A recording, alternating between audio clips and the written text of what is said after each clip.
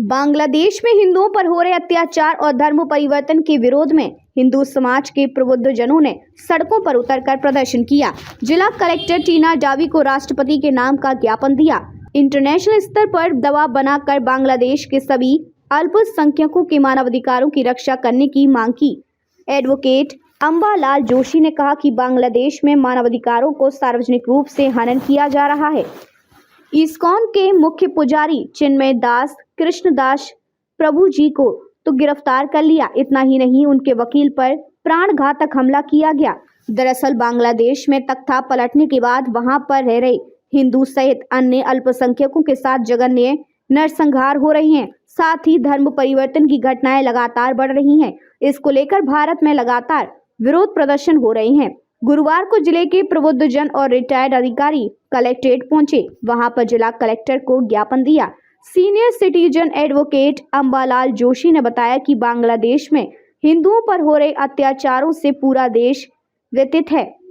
बांग्लादेश में सत्ता परिवर्तन के बाद वहां परंपरागत रूप से रह रहे अल्पसंख्यक मुख्यतः हिंदू एवं सनातनी समाज पर हिंसात्मक हमले किए जा रहे हैं। धार्मिक स्थल तोड़े जा रहे हैं। महिला वर्ग के साथ घृणित अत्याचार अनाचार किए जा रहे हैं। लेश मात्र विरोध करते ही निर्दोष को गिरफ्तार कर कारागृहों में डाला जा रहा है। पुजारी को किया गिरफ्तार, वकील पर किया हमला। प्रबुद्ध जनों ने कहा कि इस्कॉन के मुख्य पुजारी चिन्मय दास कृष्णदास प्रभु जी को तो गिरफ्तार कर लिया है। इतना ही नहीं, उनके वकील पर प्राणघातक हमला किया है। वरिष्ठ नागरिक सर्व समाज की ओर से ज्ञापन देकर मांग की है कि भारत सहित विश्व समुदाय उपरोक्त अमानवीय घटनाक्रम का गंभीरता पूर्वक संज्ञान लेवे और परस्पर राजनीतिक संबंधों के आधार पर बांग्लादेश के वर्तमान सत्ताधीशों पर ऐसा नैतिक ही नहीं कूटनीतिक कठोरता से दबाव बनाया जाए। इस दौरान एडवोकेट रमेश मंगल, कर्णा राम, स्वरूप सिंह चाड़ी, जय किशन जोशी, मिर्चुल कृपलानी, टीडी राठी, मांगीलाल संकलेचा, महेश शर्मा, पीआर चौधरी, महावीर बोरा, शिवजी राम चौधरी, धनराज व्यास, ललित कुमार जोशी, राम कुमार जोशी, इंजीनियर संजय रामावत, हीरालाल मालू, नंदकिशोर चौधरी, चंद्र प्रसाद गुप्ता, सुरेंद्र कुमार मेहता, कर्णाराम कुमावत, हुक्मा राम प्रजापत आदि उपस्थित रहे। अरविंद तापड़िया ने बताया कि 13 दिसंबर शुक्रवार को दोपहर 12 बजे सर्व हिंदू समाज की आक्रोश रैली होगी। भोम सिंह सुंदरा ने बताया कि आक्रोश रैली गांधी चौक स्कूल से लेकर जिला कलेक्ट्रेट तक निकाली जाएगी, जिसमें बाड़मेर जिले के सभी हिंदू समाज को आने का आग्रह किया है। बाड़मेर से संवाददाता लक्ष्मण चौधरी की रिपोर्ट।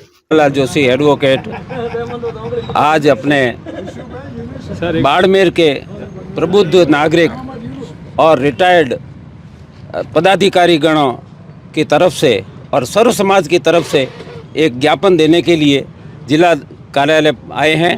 राष्ट्रपति के नाम इस आशय का एक ज्ञापन दिया गया है कि वर्तमान में बांग्लादेश में जो सत्ता परिवर्तन हुआ और कट्टरपंथी लोग हावी हो गए, उसके पश्चात विशेष करके वहाँ का अल्पसंख्यक वर्ग यानी हिंदू वर्ग पर जोरदार हमले किए जा रहे हैं, आक्रमण किए जा रहे हैं, उनकी हत्याएं की जा रही है, निर्दोष लोगों को जेलों में डाला जा रहा है और यहाँ तक कि अपने वहाँ इस्कॉन के पुजारी को जेल में तो डाला, उसकी पैरवी करने के जो वकील पहुँचा उसको भी इतना उसके ऊपर प्राणघातक हमला किया कि वो आज आईसीयू में भर्ती है।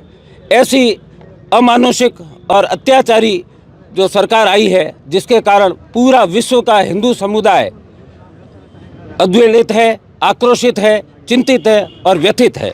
इसी आशय का कि भी इस प्रकार एक ज्ञापन हम यहाँ पर पेश करने आए हैं सभी वरिष्ठ नागरिक बाड़मेर के प्रबुद्ध जनों के साथ में कि भी भारत के सहित विश्व समुदाय के जो बड़े बड़े संगठन है, विश्व के जो बड़े देश है, सभी मिलकर बांग्लादेश पर इस प्रकार का कूटनीतिक और नैतिक दबाव डाले कि इस प्रकार की हिंसा और मानवाधिकारों का जो हनन हो रहा है उसको रोका जाए।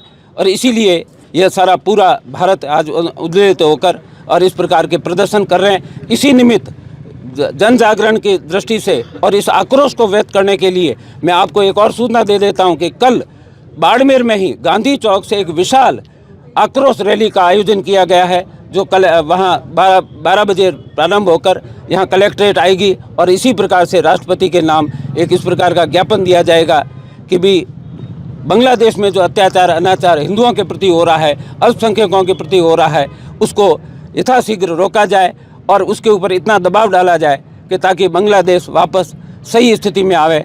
अन्यथा इसका आक्रोश बढ़ेगा तो बांग्लादेश को ही इसका कोई न कोई परिणाम ऐसा भुगतना पड़ेगा कि वो सदियों तक याद करेगा।